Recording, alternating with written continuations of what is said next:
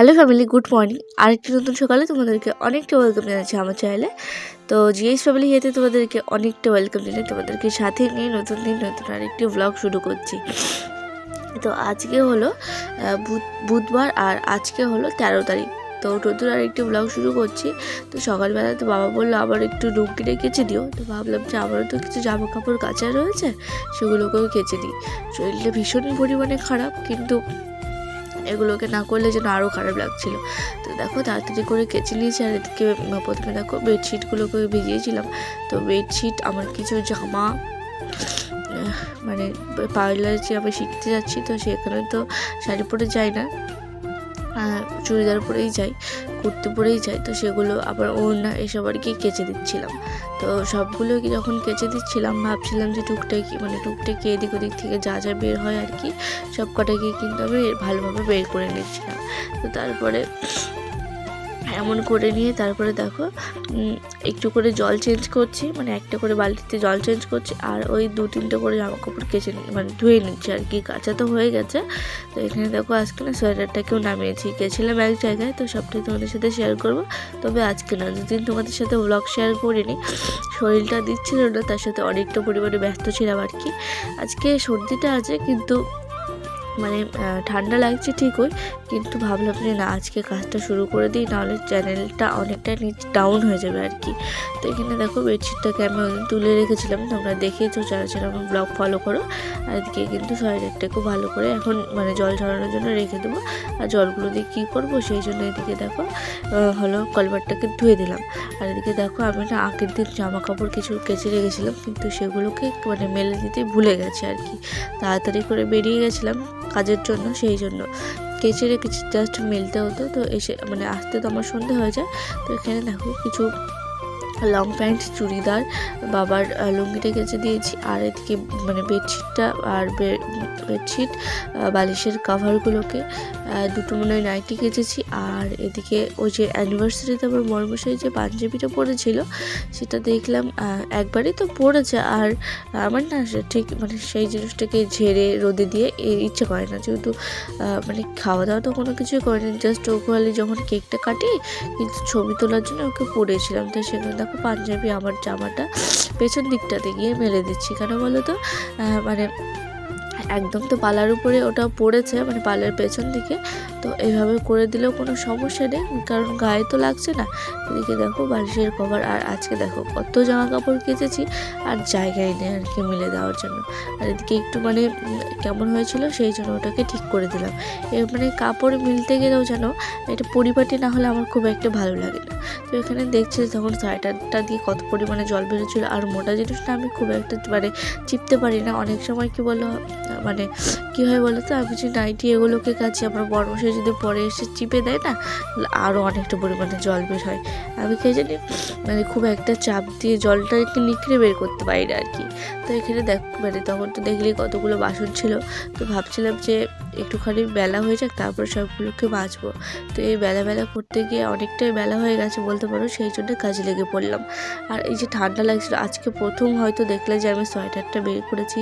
আসলে সর্দিটা না হলে কিন্তু আমি আজকেও বের করতাম না। খুব একটা ঠান্ডা না লাগলে আমি এসব জিনিস বের করি না। আর আমার না সোয়েটার, চাদর এসব পরে কাজের অভ্যেসও নেই আর কি, খুব প্রবলেম হয়। তো চেষ্টা করি মাঝে মাঝে গায়ে দেওয়ার, কারণ ঠান্ডা লাগানোটা উচিত নয়। আর জ্বর সর্দি ঠিক আছে, কিন্তু আমার গলা ব্যথা হলে আমি প্রচণ্ড পরিমাণে এতটা কষ্ট হয়। তো চলো সোয়েটারটা মেলে দিয়ে এসে কিন্তু আমি থালা বাসনগুলোকে ভালো করে ধুয়ে নিয়ে রান্নাঘরে রেখে দিয়েছি। আর এদিকে দেখো বর্ষাতেও এমন বাড়ির অবস্থা হয়নি, জানো তো, যে এখন যে অবস্থাটা হয়েছে, আসলে ডেটটা এমন পড়েছিল না, কোনো কিছু করা যাবে না, বাড়িটা লেপা যাবে। সেই জন্য দেখো কতটা পরিমাণে হালকাল নেমে গেছে আর কি।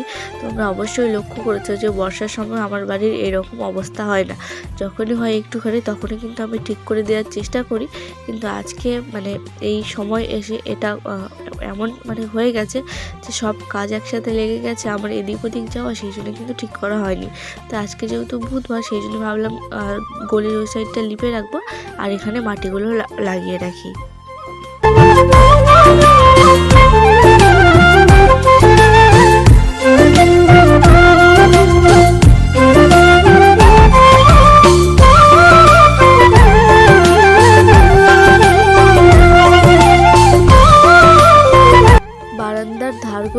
মাটি লাগানোর পরে যে কিছুটা মাটি ছিল সেগুলোকে জল দিয়ে ভালো করে গুলে নিয়েছি।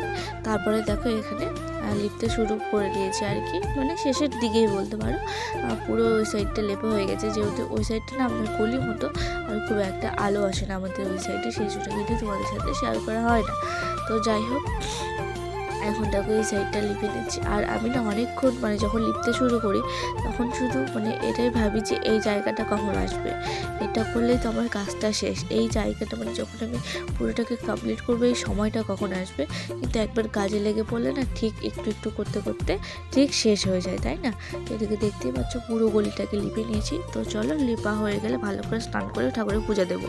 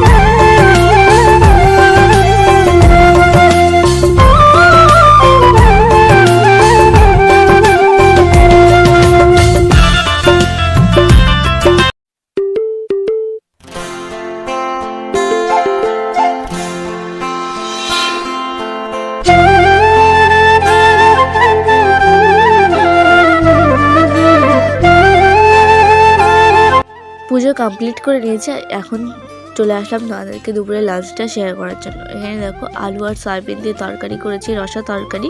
তো আজকে না সময় ছিল না, সেই জন্য আলুর খোসাগুলোকে মানে ছাড়ানোর সময় পাইনি।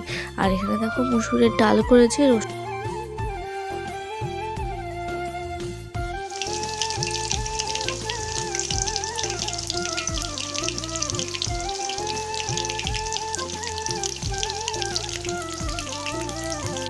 এখানে করছি হলো বেগুনি। আর এদিকে দেখো ডালটাকে বসিয়ে দিলাম গ্যাসে একটুখানি গরম হওয়ার জন্য, যেহেতু সকালে রান্না হয়। আর দেখো গ্যাসের অবস্থাটা কি হয়েছে, কালকে না লবণের প্যাকেট ঢালতে গিয়ে পুরোটা ছিটে গেছিলো,